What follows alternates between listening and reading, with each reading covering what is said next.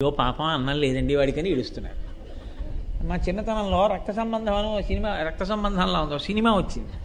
ఆ రోజుల్లో పేపర్లలో కార్టూన్ వేశారు. ఏమిటి సినిమా హాల్ తలుపుల్లోంచి నీళ్లు వస్తున్నాయి బయటికంటే లోపల రక్త సంబంధం సినిమా అవుతుంది.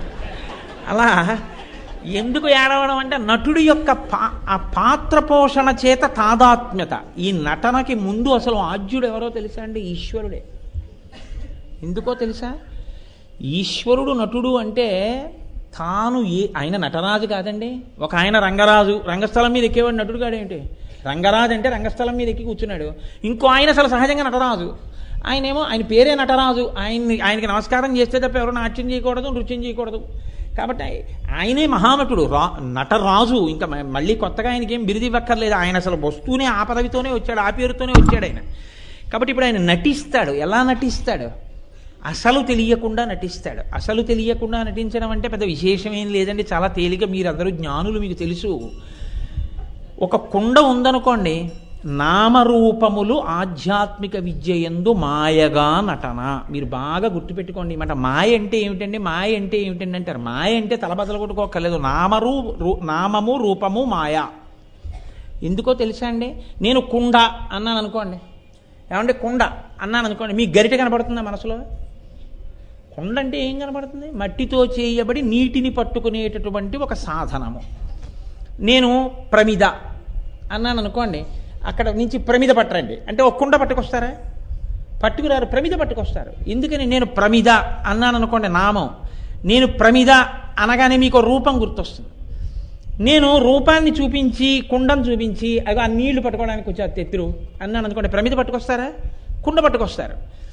నేను రూపాన్ని చెప్తే నామం గుర్తొస్తుంది, నామాన్ని చెప్తే రూపం గుర్తొస్తుంది. అసలు అది కుండ, అది నీళ్లు పట్టుకోవడానికి పనికొచ్చేది మాత్రమేనా? రెండూ కాదు, మట్టి. అసలు మట్టి మట్టిగా కనపడకుండా కుండగా కనపడడం మాయ. అదే నటన అంటేనండి. నామరూపములుగా కనపడడమే నటన, అదే మాయ, అదే నర్తన. ఉన్నది బంగారము, కానీ బంగారమును గుర్తించట్లేదు. కర్ణాభరణములు, కేయూరములు, కంకణములు, పాదమంజీరములు, మెడలో వేసుకున్న హారములుగా గుర్తింపబడుతోందంటే నామరూపములుగా గుర్తుపడుతున్నాం, కానీ ఉన్నది బంగారం. పిల్లాడు అంటున్నాడు, నాన్నగారండి ఇది ఏనుగండి, ఏనుగండి, తొండమండి, దంతాలండి, ఎంత బాగుందో అనండి అంటున్నాడు. తండ్రి అంటున్నాడు, అది దంతి కాదు, దారు అంటున్నాడు. అది దారు వికారం, అది కొయ్యరా, అది ఏనుగు కాదురా అంటున్నాడు. ఇప్పుడు కొయ్య నిజమా, ఏనుగు నిజమా? కొయ్య నిజం. కొయ్య ముక్కని ఏనుగుగా బొమ్మగా మలచారు. తెలియని పిల్లాడు ఏనుగు అంటున్నాడు. తెలుసున్న తండ్రి అంటున్నాడు, అది కొయ్యరా అంటున్నాడు. కొయ్య ఏనుగుగా కనపడడం నటన. బంగారము నామరూపములుగా, ఆభరణములుగా ప్రకాశించడము నటన. మట్టి కుండలుగా, ప్రమిదలుగా, పాలికలుగా మీకు కనపడడం నటన. పాత్రలుగా మారుతూ ఉండడం. ఒక్కటిగా ఉన్నటువంటి ఈశ్వరుడు అనేకముగా కనపడడం నటన. దీన్నే ఎంత చమత్కారమైన మాట అంటారో తెలుసా అండి? ఏ మహానుభావుడు నర్తన చేస్తే ఈయనే ఇదంతా అని తెలుసుకోవడం ఎన్ని సంవత్సరాలు బ్రతికినా పట్టుకోలేడో ఆయనే నటరాజు. అసలు రహస్యం అది. 90 ఏళ్ళు బతికాడు, 80 ఏళ్ళు బతికాడు. ఏమిటి కనపడింది అంటే, బతికిన నాళ్ళు ఏం కనపడిందంటే వాళ్ళందరూ కనపడ్డారు, నీ కనపడ్డారు. వాళ్ళ రూపంలో, నా రూపంలో ఉన్నది ఒక్కటే అని నాకు కనపడుతోందన్నవాడు ఎవడైనా ఉంటే వాడు ధన్యాత్ముడు. అలాంటి వాడు జ్ఞాని. వాడు కోట్ల కోట్ల కోట్ల మందిలో ఒక్కడు ఉంటాడు. కాబట్టి ఇప్పుడు ఆయన స్వరూపం అందరికీ అర్థం కాదు. అలా అర్థం కాకపోతే ఆయన నటరాజు. ఆయన కన్నా నటుడు వేరొకడు లేడు. ఇప్పుడు ఆ నటుని యొక్క యథార్థ స్వరూపాన్ని మీకు ప్రకాశింపచేసేదైతే ఇవన్నీ కాదురా, ఈ నామరూపాలు కాదురా, నామరూపాల వెనకాతల ఉన్న తత్వమేదో తెలుసుకొని మీకు చెప్పగలిగిన సమర్థతతో కూడినటువంటి విషయమును లోపల పెట్టుకుని ఉన్నదైతే దానికి భారతమని పేరు. అంటే భరతుణ్ణి గురించి చెప్పింది, అంటే నటుడి యొక్క విన్యాసాన్ని ఆవిష్కరించింది. అందుకే అంటారు, నర్తకుని భంగి పెక్కగు మూర్తులతో ఎవ్వడాడు, మునులు దివిజులున్ కీర్తింపనేరెవరిని ఒరులు ఎరుంగరు అట్టివాని నుతింతున్ అన్నారు. అది నటన అంటే. ఆయన ఎటువంటి వాడు అంటే ఒక్కడే ఉంటాడు, పెక్కుమూర్తుల కింద అనేక మందిలా కనపడుతుంటాడు. కానీ అనేక మందిలా ఉన్నవాడేం కాదు, ఉన్నది ఆయన ఒక్కడే. కంచిలో పృథ్వీలింగం, జంబుకేశ్వరంలో జలలింగం, అరుణాచలంలో అగ్నిలింగం, చిదంబరంలో ఆకాశలింగం, కాళహస్తిలో వాయులింగం, కోణార్కలో సూర్యలింగం, సీతాగుండంలో చంద్రలింగం, పశుపతినాథులో యజమానలింగంగా ఉన్నటువంటి 8 స్వరూపాలు తానే అని చెబుతున్నవాడు ఆయనే. ఆయన అన్నిగా చెప్తున్నా భౌరంభాంచనలోరిలోంబర మహార్నాథో హిమాంసు పుమాన్ గిత్యాభాతి చరాచరాత్మకమిదం యస్యైవ మూర్త్యస్తకం నాణ్యకించన విద్యతే వృషతాం యస్మాత్ పరస్మాత్ విభో తస్మై శ్రీ గురుమూర్తయే నమ ఇదం శ్రీ దక్షిణామూర్తయే అని శంకర భగవత్పాదులు అంటున్నా, ఎంతసేపు అనేకముగా ఒకటి కన్నా ఎక్కువగా కనపడేటటువంటి దృష్టి మాత్రమే యువతల వారిలో ఉండిపోయి యథార్థము ప్రకాశించకుండా అడ్డుకుంటున్నటువంటి అవిద్యని తొలగించడానికి ఉపకరణముగా వచ్చినటువంటి సమస్త వేదముల యొక్క సారాంశమై మీకు బోధ చేయగలిగినది ఏదుందో అదే భారతము. అందుకే భారతం చెప్తే దేవీం సరస్వతీం వ్యాసం తతో జయముదీరయేత్ అంటాం. ఎందుకో తెలుసా అండి, పెద్దలు అంటారు దేవి, ఇది కొంచెం మీరు అటు ఇటు చేయండి, చేస్తే విద్ వేద తతో జయముదీరయేత్, దాన్ని జయ తిప్పండి యజ, యజ అంటే యజుర్ అంటే ఆచరణ, అనుష్ఠించుట, వేదమును అనుష్ఠించుట, వేదములో చెప్పిన ధర్మాన్ని మీరు అనుష్ఠిస్తే ఏది ఇంతకాలం నుంచి కనపడని సత్యం ఉందో ఆ సత్యము మీకు ద్యోతకమవుతుంది. ఇప్పుడు దానికి మార్గం చెప్పేదేదో అది మహాభారతం. కాబట్టి దానికి భారతము అని పేరు పెట్టడం వెనకాతల ఉన్నటువంటి రహస్యం అది కాదు. ఈ ఒక్కటి చెప్పి నేను ఆ భారతం మీద ఉన్న అర్థాలని విడిచిపెట్టేస్తాను. భా అంటే కాంతి, రతి అంటే తాత్పర్యముగా ఆవిష్కరించుట. కాంతి లేదా ప్రజ్ఞ లేదా వెలుగు, లేదా ఏ వెలుగు చూడడానికి వెలుగుగా నిలబడుతోందో, ఈ కన్ను చూస్తోందంటే కన్ను చూడ్డానికి వెలుగుగా లోపల ఏదుందో అటువంటి వెలుగులకు వెలుగైన వాడున్నాడే, అటువంటి వాణ్ణి ఆవిష్కరించేదై ఉంటుంది. వాణ్ణి మీరు తెలుసుకోవడానికి అవకాశం ఇస్తుంది, అంటే లోచూపుని ఇవ్వగలదు. ఈ కంటితో చూసేవన్నీ ఏవి చూస్తారంటే ఈ కంటికి ముందున్నవి చూస్తారంతే. ఈ కంటికి వెనక ఉన్నదాన్ని కన్ను ఎప్పుడూ చూడలేదు. ఈ కన్ను చూడలేకపోతోందని చూసేదోటి ఉంటుంది. శంకరులు అంటారు నానాఛిద్రఘటోదర స్థిత మహాదీప ప్రభాభాస్వరం జ్ఞానం యస్య చక్షురాది కరణద్వారా బహిస్పందతే జానామీతి తమేవ భంతమనుభాత్యే తత్సమస్తం జగత్ తస్మై శ్రీ గురుమూర్తయే నమ ఇదం శ్రీ దక్షిణామూర్తయే అంటారు. 9 రంధ్రములు ఉన్నటువంటి కుండని ఒకదాన్ని తీసుకొచ్చి బోర్లించి ఆ మధ్యలో కుండ లోపల ఒక దీపం పెడితే 9 కన్నాల్లోంచి వెలుతురు పైకి కొడుతుంది. అలా కన్ను చూడడానికి ఆధారమైన వెలుగై కంటి వెనక ఒకడున్నాడు. వాడు ఆ వెలుగు వాడిని కన్నెప్పుడూ చూడలేదు.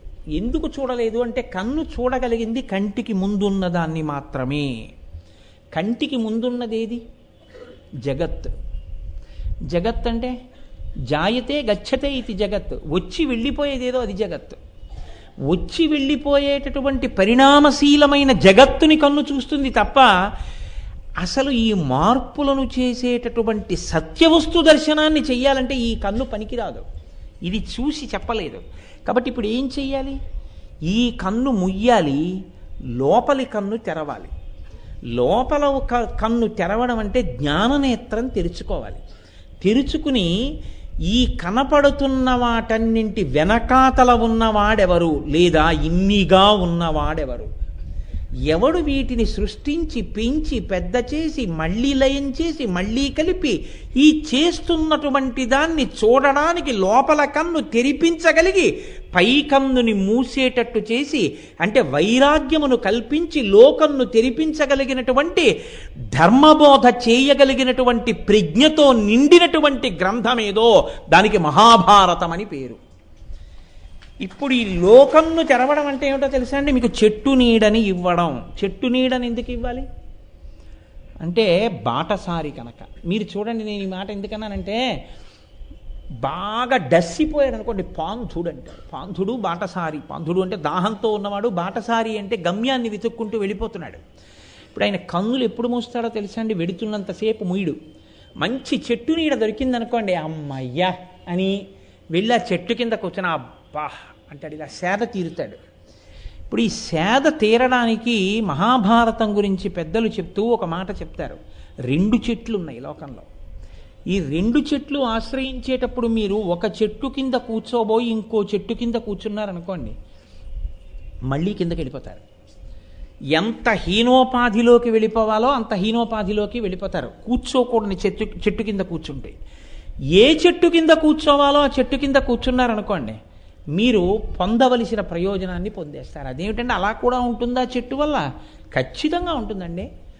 ఒక్కొక్క చెట్టు కాయి ఆకలేస్తోంది కదా అని తినేశారనుకోండి, పిచ్చి వచ్చే లక్షణాలు ఉంటాయి. ఏది పడితే అది, ఏ కాయ పడితే అది, ఎప్పుడు పడితే అప్పుడు తినకూడదు. దాన్ని తినడానికి కూడా ఒక పద్ధతి ఉంటుంది కదా, ఒక కాలం ఉంటుంది, ఒక దేశం ఉంటుంది. ఏవా 2 చెట్లు అని అడిగారు. ఆ 2 చెట్లు ఏవో నీకు చెప్పగలిగినటువంటి ఇతిహాసము లోకములో మహాభారతం ఒక్కటే.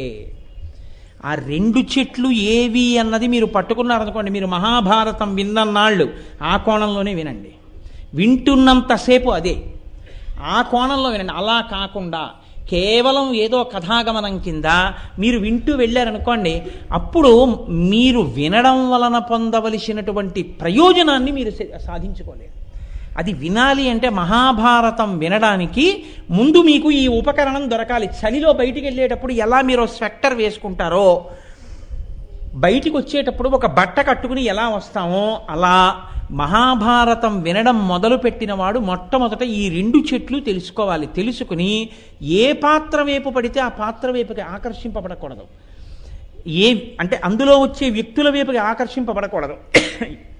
మీరు ఏ చెట్టు కింద నిలబడాలో మీకు తెలియాలి. ఏది మొదటి చెట్టు అంటే దుర్యోధన. ఆయన ఎటువంటి వాడు? మహామన్యురూప, విపరీతమైనటువంటి క్రోధస్వరూపుడు. మహాద్రుమ, ఆ చెట్టు యొక్క మూలం, ఆ చెట్టు యొక్క కాండం ఆయనే. దుర్యోధన మన్యుమయో మహాద్రుమ. దుర్యోధనుడనేటటువంటి కాండం మొదలుతో కూడిన ఒక పెద్ద చెట్టు ఒకటి పైకి లేచింది. ఇప్పుడు ఈ చెట్టుకి స్కంధ కర్ణ శకునిస్తస్య శాఖాః, దానికి కొమ్మలుగా వచ్చినటువంటి వాడు కర్ణుడు, దానికి చిలవలై పలవలైనటువంటి వాడు శకుని. దానికి దుశ్శాసన పుష్పఫలే సమృద్ధే. దుశ్శాసనుడు దానికి వచ్చినటువంటి పుష్పాలు ఫలాలు. ఎందుకని అంటే అసలు ఫలమంతా ఆయన దగ్గరే బయలుదేరింది. ఏనాడు ద్రౌపదీదేవిని సభలోకి ఈడ్చి తీసుకొచ్చి ఆవిడ వస్త్రాపహరణం చేశాడో ఆనాడు ప్రతిజ్ఞ చేశాడు భీముడు, నీ తొడలు విరగ్గొట్టి చంపేస్తానన్నాడు. అక్కడ పడింది. ఫలితం ఎక్కడొచ్చిందంటే దుశ్శాసనుడి వల్ల వచ్చింది. కాబట్టి దుశ్శాసన పుష్పఫలే సమృద్ధే. మూలం రాజా ధృతరాష్ట్రో మనీషి. చెట్టు పైకి కనపడుతుంది, మూలం పైకి కనపడదు, విత్తనం. అసలు ఈ ఆటలాడే వాళ్ళందరికీ వెనకాతల ఉండి కళ్ళు మూసుకుని, అంటే పైకి కనపడకుండా పుత్రవ్యామోహంతో ఇంత దారుణం జరగడానికి కారకుడు ఎవరు మూలం?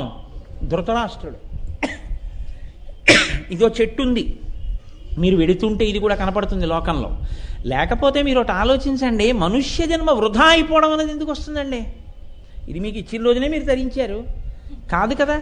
ధరించడం మీ చేతిలో ఉందంటే మీరు ఏవో చేయకూడని ఉన్నాయి. కాబట్టి ఇప్పుడు మీరు చెట్టు కిందకి వెళ్ళకూడదు. ఏమిటా చెట్టు? వెళ్ళకూడని చెట్టు నేను ముందు చెప్పాను మీకు. దుర్యోధన మన్యుమయో మహాద్రుమ. నేను మళ్ళీ చెప్పక్కర్లేదు. దుర్యోధనుడనేటటువంటి కాండంతో, కర్ణుడు శకుని అనేటటువంటి కొమ్మలు రెమ్మలతో, దుశ్శాసనుడనేటటువంటి ఆకులు పళ్ళతో, ధృతరాష్ట్రుడనేటటువంటి మూలంతో ఉన్నటువంటి చెట్టు ఒకటి. రెండో చెట్టు ఒకటి ఉంది. అదేమిటది? యుధిష్ఠరో ధర్మమయో మహాద్రుమ. యుధిష్ఠరుడు అంటే ధర్మరాజు. ధర్మరాజు గారు అనబడేటటువంటి మాను కలిగినటువంటి పెద్ద చెట్టు. ఇప్పుడు దీనికి అర్జునో స్కంధ భీమసేనోస్య శాఖాః. దానికి కొమ్మలు బెరడుగా ఉన్నటువంటి వాడు అర్జునుడు, దాని శాఖోపశాఖలుగా విస్తరించినటువంటి వాడు భీమసేనుడు. మాద్రీసుతౌ పుష్పఫలే సమృద్ధే. మాద్రీసుతో అంటే మాద్రి కుమారులైనటువంటి నకుల సహదేవులు, వాళ్ళిద్దరూ దానికి పళ్ళు పువ్వులు ఆకులుగా ఉన్నారు. కాబట్టి పుష్పఫలే సమృద్ధే ఆ మాద్రీసుతులైనటువంటి నకుల సహదేవులు ఆ చెట్టు యొక్క ఆకులు పళ్ళు కింద ఉన్నారు. దానికి మూలం ఎవరు? మూలం కృష్ణో బ్రహ్మచ బ్రాహ్మణాశ్చ. దానికి మూలం కృష్ణ పరమాత్మ, దానికి మూలం బ్రహ్మ. బ్రహ్మ అంటే బ్రహ్మము, కంటికి కనపడినటువంటి పరాత్పరుడు. బ్రాహ్మణాశ్చ, బ్రాహ్మణాశ్చ అంటే వేదాన్ని నమ్మి, వేదమంత్రములను నమ్మి అనుష్ఠాన పర్యంతంలోకి తెచ్చుకున్నటువంటి కర్మ ఉన్నవారు, అటువంటి కర్మ వలన, అటువంటి భక్తి వలన పండిన జ్ఞానమును పొందినవారు.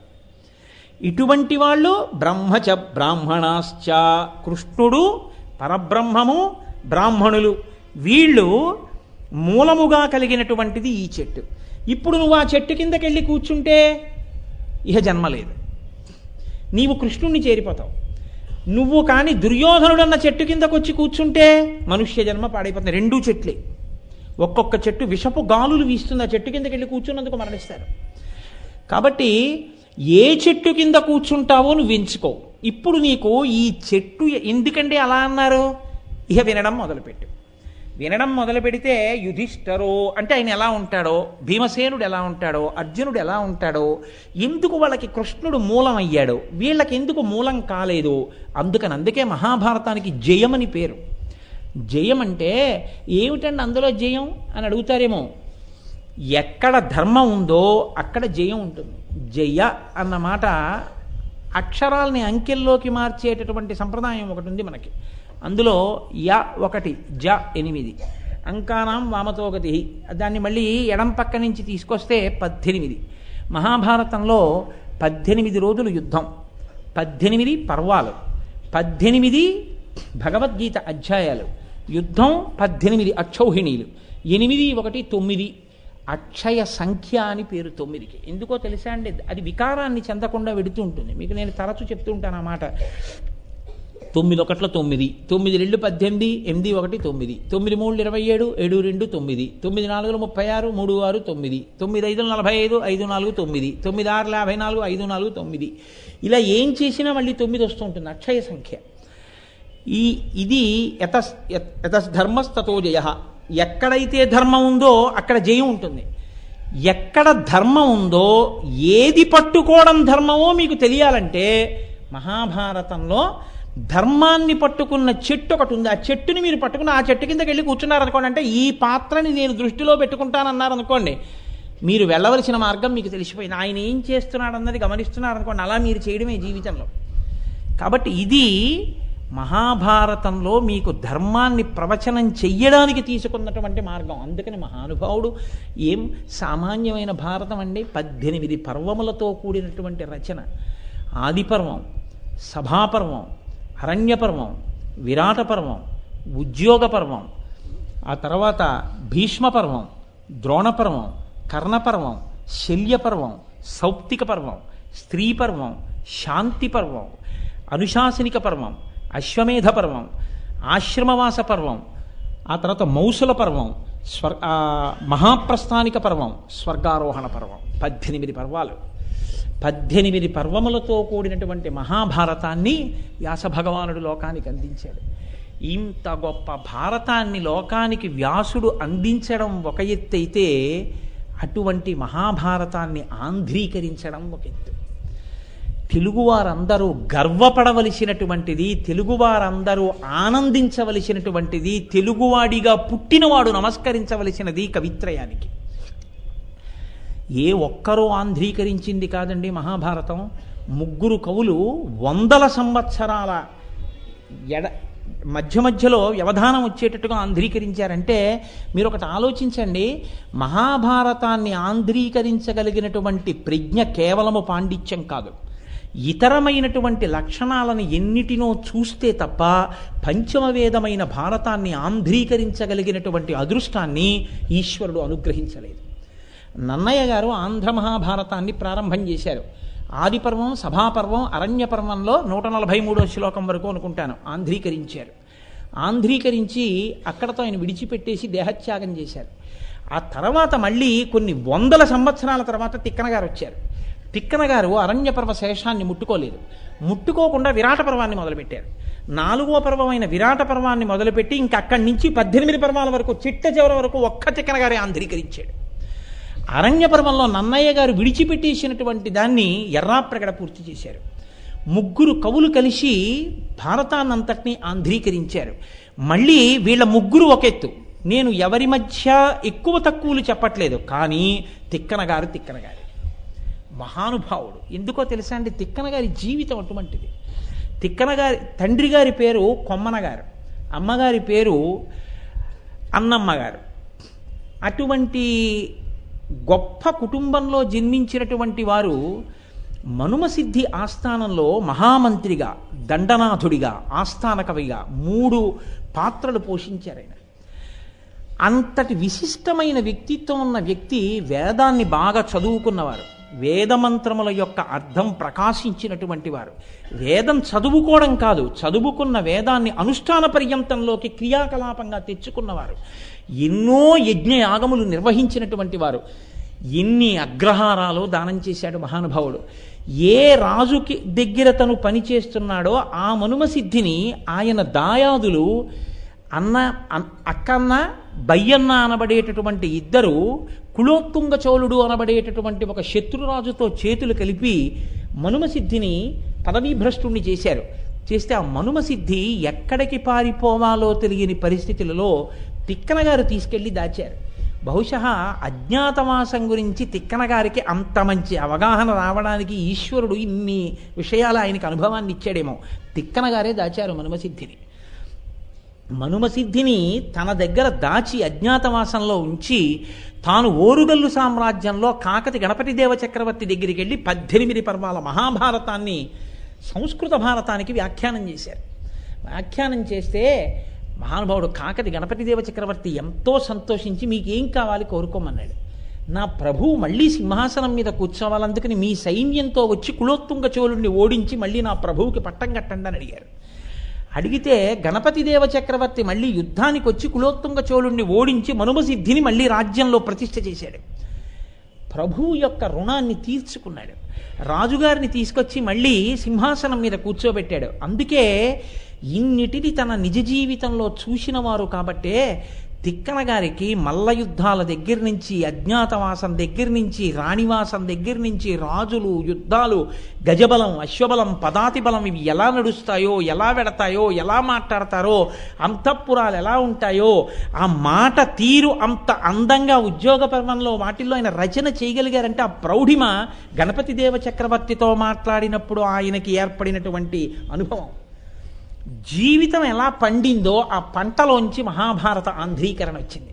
బహుశా 15 పర్వాల మహాభారతాన్ని ఆంధ్రీకరించడానికి ఇన్ని అనుభవాలతో ఇంత గొప్ప వ్యక్తిని తయారు చేయాలని పరమేశ్వరుడు అనుకున్నాడు కాబట్టి తయారు చేశాడు తిక్కన గారిని. తయారు చేసి తిక్కన గారి చేత ఆంధ్రీకరింపజేశాడు.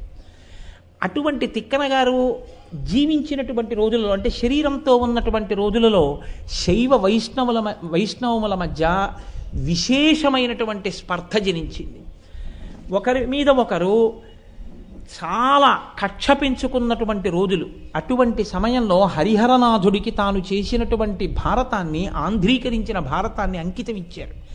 పోతన గారు కూడా భాగవతాన్ని రామచంద్రమూర్తికి అంకితం ఇచ్చారు. పోతన గారు భాగవతాన్ని అంకితం ఇవ్వడానికి, తిక్కన గారు భారతాన్ని అంకితం ఇవ్వడానికి ఒక పెద్ద వ్యత్యాసం ఒకటి మీకు కనపడుతుంది. ఆయన ఎంతటి మహాపురుషుడు, పోతన గారు ఎంతటి మహాభక్తుడు, తిక్కన గారు కూడా అంతటి మహాభక్తుడు, అంతటి వైదిక నిష్ట కలిగినటువంటి వారు. అటువంటి తిక్కన గారు ఆంధ్ర మహాభారత రచన చెయ్యాలి అని సంకల్పం చేసుకున్నారు. ఆయన ఒక అత్యద్భుతమైన మాట అంటారు. ఆయన అరణ్యపర్వ శేషాన్ని నన్నయ్య గారు విడిచిపెట్టారు. ఎందుకంటే పూర్తిగా ఆంధ్రీకరించలేదు. ఇప్పుడు తిక్కన గారు మొదలు పెడితే అక్కడి నుంచి మొదలు పెట్టచ్చు, కానీ ఆయన మొదలు పెట్టలేదు. మొదలు పెట్టకుండా విరాట పర్వంతో మొదలెట్టారు, 4వ పర్వంతో.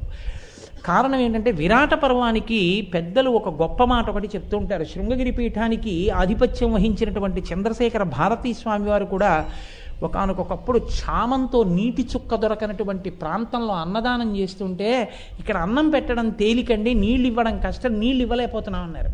పండితుల్ని పిలిపించి విరాట పర్వం పారాయణ చేయించారు. ఆ రోజు సాయంకాలానికే వర్షం పడిపోయింది. విరాట పర్వం అంత శక్తి ఉన్నది. ధర్మరాజు గారి యొక్క ధర్మనిష్టని ఆవిష్కరిస్తుంది, పాండవుల యొక్క ధార్మికతని ఆవిష్కరిస్తుంది. అంత శక్తివంతమైన విరాట పర్వం చెప్పేటప్పుడు ముందు కథ చెప్పక్కర్లేదు, విరాట పర్వం మొదలు పెట్టేస్తే చాలా అర్థమవుతుంది. విరాట పర్వంలో ఒక గమ్మత్తు ఉంటుంది. విరాట పర్వంలో ఉన్నటువంటి పాండవులు ఏ ఏ వేషాల్లో ఉన్నారో వింటున్న వాళ్ళకి చదువుతున్న వాళ్ళకి తెలుసు. నేను వలలుడు అంటున్నాను అనుకోండి, వలలుడు అంటే ఆయన వంటవాడు కాదండి, భీమసేనుడని మీ అందరికీ తెలుసు. కానీ విరాట్ రాజు గారికి తెలియదు. అది అక్కడ ఉన్నటువంటి గొప్ప విశేషం. కాబట్టి మంచి పట్టు దొరికింది, అందులో రసాన్ని ఆవిష్కరించడానికి అవకాశం దొరికింది. ద్రౌపదీదేవి ఎంత గొప్పదో మీకు తెలుసు. ద్రౌపదీదేవి సైరంధ్రిగా ఉంది, ఆవిడతో నేను ఈ పనులు చేయించుకోవడం ఏమిటి, కళ్ళు కొండిచ్చి కళ్ళు జమ్మని పంపడం ఏమిటని అక్కడ ఉన్నటువంటి సుధేష్ణకి తెలియదు. ఆవిడ ద్రౌపది ఆ తల్లి వంక కన్నెత్తి చూసి అనరాని మాటలంటే ముక్క ముక్కలైపోతానని కీచకుడికి తెలియదు. మీకు నాకు తెలుసు, అది విచిత్రం. ఇది పండింది విరాట పర్వంలో. అందుకే తిక్కన గారు విరాట పర్వం నుంచి ప్రారంభం చేశారు. ఎందుకంటే తన కవనాన్ని, తన ఆనందాన్ని ఆవిష్కరించడానికి బాగా దొరుకుతుంది. అసలు విరాట పర్వమే ఒక ప్రబంధ స్వరూపం.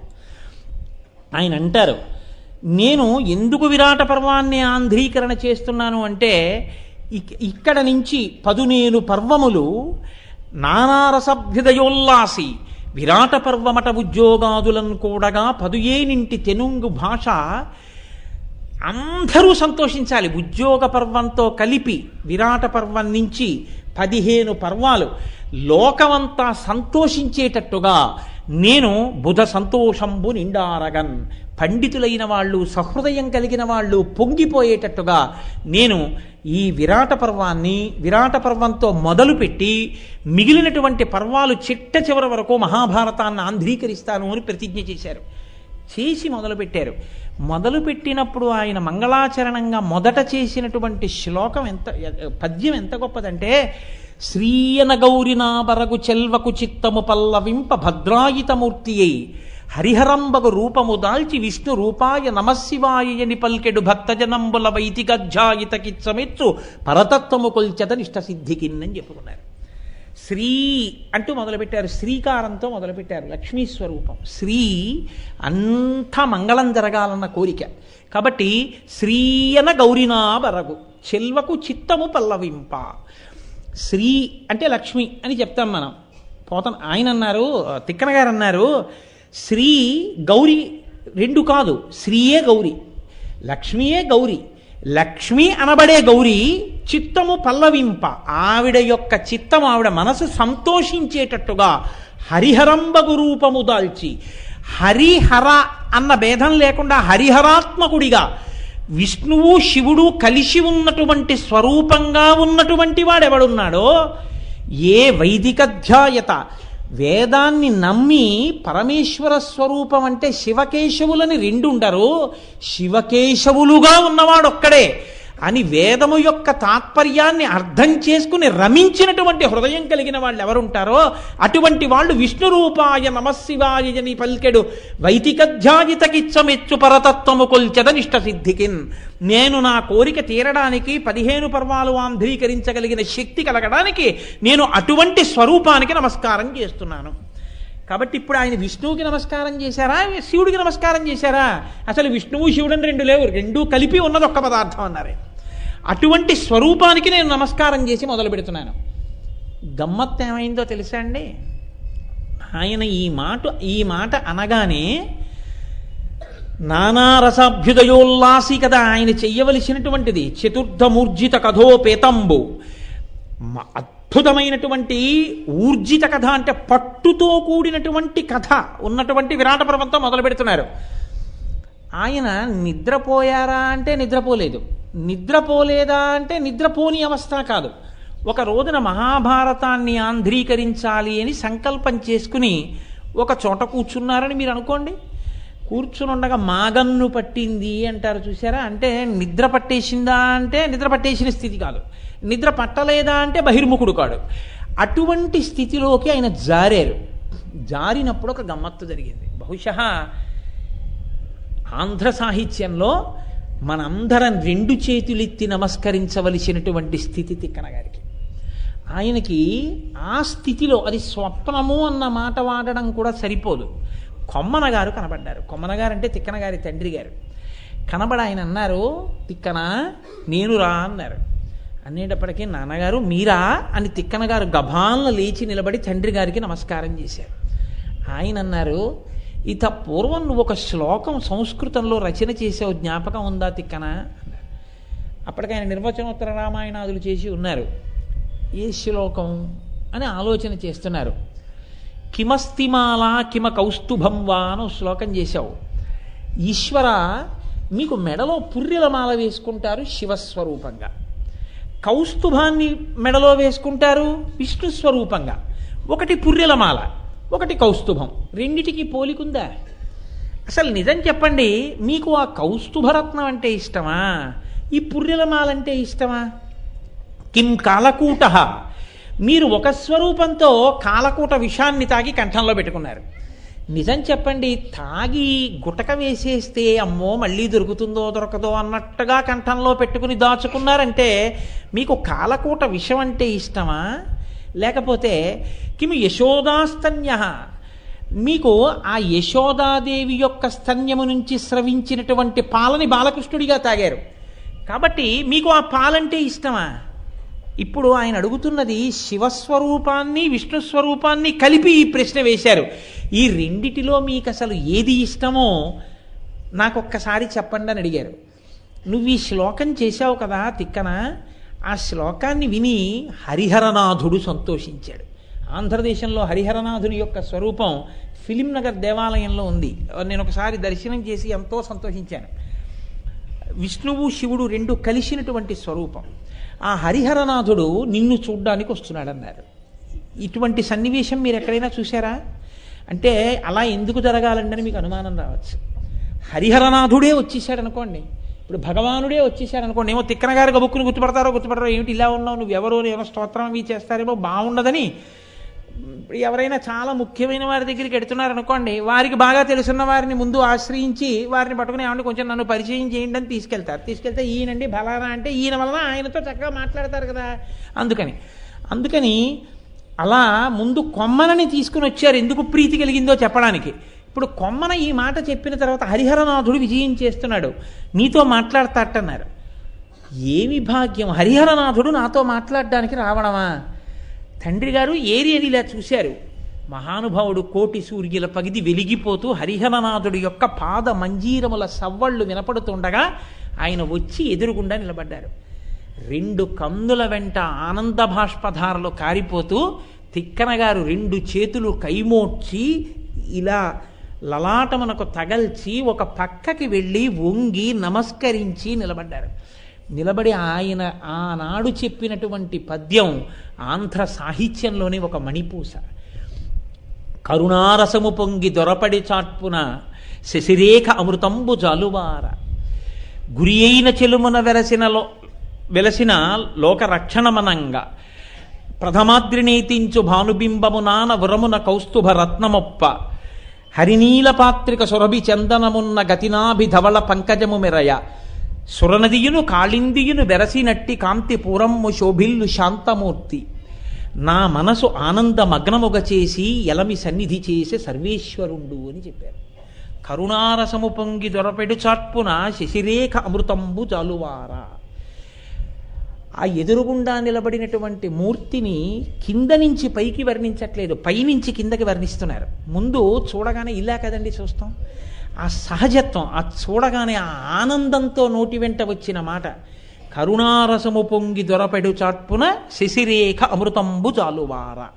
ఆ తల మీద పెట్టుకున్నటువంటి చంద్రవంక శివస్వరూపంగా ఈశ్వరుడు ధరిస్తాడు. ఇప్పుడు దాని నుంచి అమృత బిందువులు స్రవిస్తూ ఉంటాయి. అదేగా యజుర్వేదంలో మనం చెప్తాం, ఆపాతాల నభస్థలంత భువన బ్రహ్మాండమా విస్ఫుర జ్యోతి స్ఫాటిక మౌలి అని ఆ పెట్టుకున్నటువంటి చంద్రవంక మించి పడుతున్నటువంటి అమృత బిందువులలో తడుస్తూ ఉంటాడు స్వామి అని. కాబట్టి అవి ఆ అమృత బిందువులు పడుతున్నాయి. అమృత బిందువులు పడుతున్నటువంటి చంద్రవంకని శిగ మీద ఆభరణంగా ధరించినటువంటి శివస్వరూపంగా తల దర్శనమైంది. తిక్కన గారు అన్నారు, అది అమృత బిందువులు కాదు, నా మీద చూపిస్తున్నటువంటి కరుణామృత రసాన్ని వర్షింపజేస్తున్నాడన్నారు. కరుణారసము పొంగి దొరపెడు చాట్పున శిశిరేఖ అమృతంబు జలుబార. ఇప్పుడు నాభి వంక చూశారు, ఇలా తలవంక చూసి ఇలా చూశారు. చూసేటప్పటికి నాభి దగ్గర ఎలా కనపడింది? హరినీల పాత్రిక సురభి చందనమున్న ఆ నాభి దగ్గర నుంచి చూసేటప్పటికీ ధవళ పంకజము మెరయ, ఒక తెల్లటి పద్మం ఒకటి నాభికమలంలోంచి ఇలా పైకొచ్చి నిలబడి ఉంది. అంటే చతుర్ముఖ బ్రహ్మగారి యొక్క వ్యుత్పత్తి స్థానం. ఆ పద్మం, ఆ నాభి గొట్టం, ఆ నాభిలోంచి తామర యొక్క తూడు పైకి లేచింది. అలా ఎవరి నాభిలోంచి తామర పైకి వచ్చిందని మనం చెప్పుకుంటాం? విష్ణుస్వరూపానికి. కాబట్టి తలవంక చూస్తే శివస్వరూపం, నాభివంక చూస్తే విష్ణుస్వరూపం.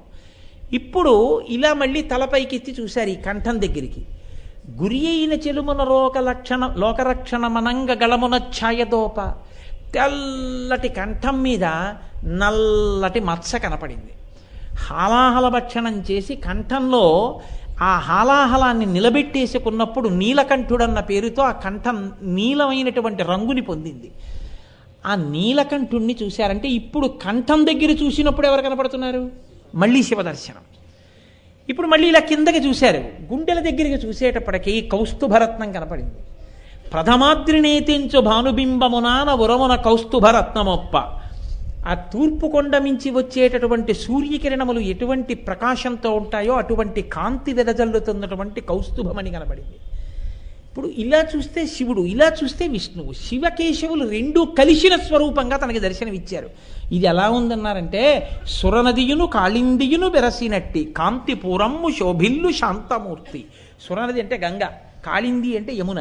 యమున నల్లగా ఉంటుంది, గంగ తెల్లగా ఉంటుంది. తెల్లటి గంగ నల్లటి యమున కలిసిపోతే ఎలా ఉంటుందో అలా ఉంది.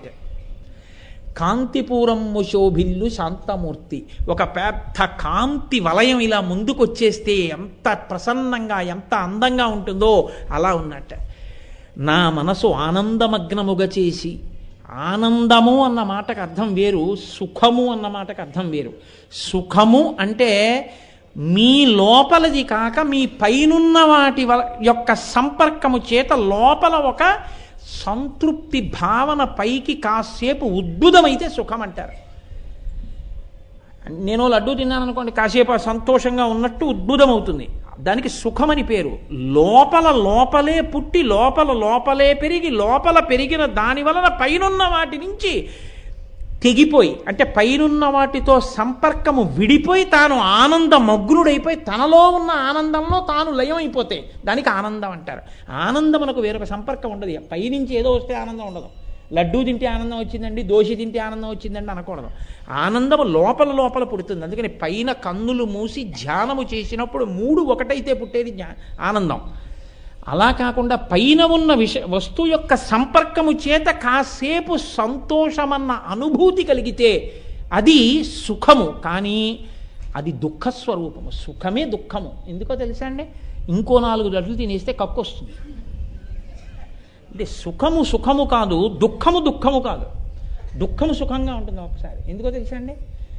ఆఫీసులో చాలా, ఇప్పుడు పోలీసులు పట్టుకెళ్ళిపోయి స్టేషన్లో కూర్చోపెట్టి ఇంటరాగేషన్ చేసి బాధ పెడుతున్న రోజుల్లో గభాల కొంచెం బాగా జ్వరం వచ్చి తీసుకెళ్ళి ఇంటెన్సివ్ కేర్ యూనిట్లో ఏసీ రూమ్లో పడుకోబెడితే అదే సంతోషం.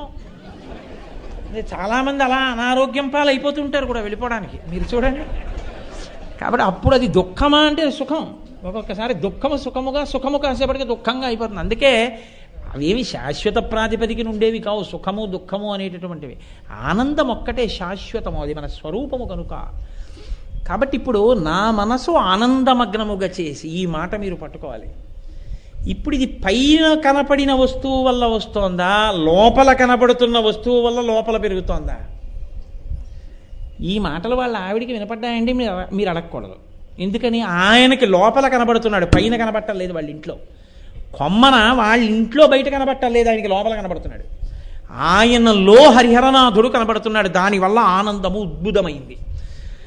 ఆ ఆనందములో ఆయన ముందు తిక్కనగారికి తిక్కనగారు కనబడుతున్నారు. ఇలా నమస్కారం చేస్తూ కన్నుల నీటితో పక్కకి ఒదిగి నిలబడి, నా మనసు ఆనందమగ్నముగా చేసి ఎలమి సన్నిధి చేసే సర్వేశ్వరుడు. సర్వేశ్వరుడు నా ముందు నిలబడ్డాడు. నిలబడి, తిక్కన, నేను నిన్నొక కోరిక కోరుదామని వచ్చాను. ఎవరు? సర్వేశ్వరుడు. ఎవరిని? తిక్కన గారిని. లోకంలో ఉండే సంప్రదాయం ఏమిటి? అలా కనపడాలని అందరూ కూర్చుంటారు. కనపడిన తర్వాత ఏం చేస్తారు? ఓ స్తోత్రం చేస్తారు. తర్వాత ఆయనేమంటాడు? నీకేం కావాలంటాడు. అప్పుడు వీళ్ళు ఏమనాలి? ఏదో అడగాలి. కానీ ఇప్పుడు ఏమైంది? తారుమారైంది. ఈయన అలా ధ్యానం ఏం చేయలేదు, కానీ ఆయనే వచ్చాడు. ఆయనే వచ్చేస్తే అకస్మాత్తుగా గుర్తుపట్టడేమో అని తండ్రిని కూడా తీసుకొచ్చారు. కొమ్మన గారు చెప్పారు, ఈ శ్లోకానికి సంతోషించి తాను వస్తున్నానని నీకు చెప్పమని నన్ను కబురు చేసి తీసుకొచ్చారు హరిహరనాథుడు అన్నారు. ఇప్పుడు తిక్కన గారి వల్ల ఎవరు సంతోషించారు? తండ్రి గారు సంతోషించారు. తండ్రి గారిదే సామాన్యమైన వంశమా? మహాపురుషులు తిక్కన గారి వంశంలో అంతా. ఇప్పుడు ఆయన నిలబడి అన్నారు, తిక్కన, నాదో కోరిక. స్వామి, సమస్త జగత్తుకి కోరికలు తీర్చగలిగిన వాడివి, నీ కోరికనే తీర్చడమా? ఏమి ఆజ్ఞ? మీకు నేను ఏదైనా చెయ్యడం అంటే మీరు నన్ను పనిముట్టుగా వాడుకుని నా చేత చేయించుకుని నాకు ధన్యతనివ్వడం, ఇది నేర్చుకోవలసింది. నేను ఇది అని ఎప్పుడూ చెప్పకో, నేను ఇదిగా స్వీకరింపబడ్డానని చెప్పప్పుడు ధన్యత. లేకపోతే ఎన్ని ఉన్నా ఇంటూ సున్నా, ఎందుకు పనికిరావు. నేనని ఎన్నడూ చెప్పవద్దు. ఈశ్వరానుగ్రహం చేత నాకు ఇది సంక్రమించిందని చెప్పాలి. హనుమని కౌగలించుకుని శ్రీరామాయణంలో, నీకు నేనే ఉపకారం చేయగలను? మదంగే జీర్ణతాం యాతు ఎత్తయోపకృతం కపీహి నరహ ప్రత్యుపకారాణం అపత్సాయ అతిపాత్రతాం. నేను నీకేం ప్రత్యుపకారం చేయగలనని రాముడంటే, నా చేత మీరు సేవ చేయించుకోవడమే నాకు ఉపకారం అన్నారు హనుమ. ఇది నేర్చుకోవలసిన విషయం మనిషి. తిక్కన గారు అన్నారు, ఇంకొకడైతే విర్రవీగిపోవాలి ఈ స్థితికి. ఆయన అలా విర్రవీగిపోలేదు. ఆయన అన్నారు, లోకముల కోర్కెలు తీర్చగలిగిన వాడివి, నేను నీకు తీర్చడం ఏమిటి అంటే, నీ కోర్కె తీర్చినవాడను నేనన్న కీర్తిని నాకు ఇవ్వడానికి నన్ను ఉపకరణంగా స్వీకరించబోతున్నావు. నా జన్మ ధన్యమైంది తండ్రి, ఏమి ఆజ్ఞ నా చేత ఏం చేయించుకోబోతున్నావు అన్నారు. ఇది వినయం అంటే. హరిహరనాథుడు అన్నాడు, మహాభారతం మిగిలినటువంటి పర్వములన్నీ ఆంధ్రీకరించి నాకు అంకితం ఇస్తావా అని అడిగాడు. ఎంత గొప్ప తెలుగువాడిగా పుట్టిన ప్రతివాడు గర్వపడవలసిన సందర్భం. ఆయన విగ్రహాలు పెట్టుకోవాలి, ఆయన ఫోటోలు పెట్టుకోవాలి, ఆయనకి పూజ చెయ్యాలి, ఆయన మీద ఒక పద్యం నేర్చుకుని మనం తరించాలి. ఇది తిక్కన గారంటే. ఆయన అన్నారు, అంతకన్నా భాగ్యమా తండ్రి అంటే, నేను నిన్నే ఎందుకు అడిగానో తెలుసా అంకితం ఇవ్వమని? నేను నిన్నే అడగడానికి ఒక కారణం ఉంది. వేదము యొక్క హృదయమును అర్థం చేసుకుని అనుష్ఠించావు కనుక అన్నాడు. వేదము యొక్క హృదయము శివకేశవులని ఇద్దరు లేరు, ఉన్నదొక్కటే పదార్థం. అందుకే వేదో నిత్యమధీయతాం తదుదితం కర్మస్వనుష్ఠీయతాం అంటారు శంకర భగవత్పాదులు. వేదము యొక్క హృదయాన్ని అర్థం చేసుకుని అనుష్ఠాన పర్యంతంలోకి తెచ్చుకో. కాబట్టి శివకేశవ భేదం లేకుండా నువ్వు పరతత్వాన్ని అర్థం చేసుకుని అనుష్ఠాన పర్యంతంలోకి తెచ్చుకున్నావు. అందుకే నీ ప్రవర్తన చేత, నీ అనుష్ఠానం చేత నేను తృప్తి పొందాను. తిక్కన, నీకు నేను అనుగ్రహిస్తున్నాను, మహాభారతాన్నంతటినీ ఆంధ్రీకరించి నాకు అంకితం ఇయ్యన్నారు. అంతకన్నా ఆనందమా తండ్రి? తప్పకుండా మీకు అంకితం ఇస్తానన్నారు. ఇప్పుడు చెప్పండి, మహాభారతాన్ని ఆంధ్రీకరించి అంకితం ఇవ్వాలి అంటే అరణ్య పర్వంలో శేషాన్ని కానీ తిక్కన గారు పూర్తి చేస్తే, అంతకు ముందు ఉన్న భాగం నరుడికి అంకితమైంది నన్నయ్య గారి వల్ల. ఇప్పుడు అందులో మిగిలిన సగాన్ని మళ్ళీ ఈశ్వరుడికి ఇవ్వడం అంటే నరోచ్చిష్టం అది. అందుకని తిక్కన గారు విరాట పర్వం దగ్గరికి వెళ్ళారు. అందులో సందేహం ఏం లేదు. కాబట్టి విరాట పర్వం నుంచి ప్రారంభం చేసి 18వ పర్వం వరకు పూర్తి చేశారు. దీన్ని హరిహరనాథుడికి అంకితం చేశారు. అంతటి మహానుభావుడు ఆయన ఆ విరాట పర్వాన్ని ప్రారంభం చేస్తూ పరమ మంగళప్రదంగా అందులో పాత్రలని పరిచయం చేస్తూ రేపటి రోజున మహాభారతంలో విరాట పర్వంలో ఇంకా అక్కడి నుంచి అంటే అరణ్యవాసం పూర్తయి అజ్ఞాతవాసంలోకి పంచపాండవులు ద్రౌపదీ సహితంగా ప్రవేశిస్తూ ఉంటారు. ప్రవేశించే ముందు ఉండేటటువంటి కథాభాగంతో నేను రేపటి రోజు కార్యక్రమాన్ని ప్రారంభం చేస్తాను. ఇవాళ మహాభారతానికి సంబంధించిన నేపథ్యాన్ని ఆవిష్కరించడం అనేది చాలా చాలా అవసరం కనుక తిన్నగా విరాట పర్వాన్ని ప్రారంభించడం కన్నా మహాభారత ప్రయోజనముల గురించి 4 మాటలు చెప్పడం ధర్మం కనుక ఇవాల్టి ప్రసంగాన్ని ఆ నేపథ్యాన్ని ఆవిష్కరించడానికి తీసుకున్నాను. యథార్థానికి విరాట పర్వం మొదలుపెట్టినట్టే. ఎందుకంటే శ్రీయన గౌరినాబరగు చెల్వకు చిత్తము పల్లవింప అన్న శ్లోకం, అలాగే కరుణారసము పొంగి దొరపెడు చట్పున శిశిరేక అమృతంబు జాలువారా అన్న శ్లోకం అన్న పద్యం ఇవి తిక్కన గారు ఆంధ్రీకరించినటువంటి విరాట పర్వంలో ప్రారంభంలో ఇచ్చినటువంటి పద్యాలే. కాబట్టి రేపు విరాట పర్వం యొక్క ప్రారంభాన్ని మనం చక్కగా చేసుకుందాం. రేపు మిగిలినటువంటి భాగాన్ని ప్రారంభం చేస్తాం.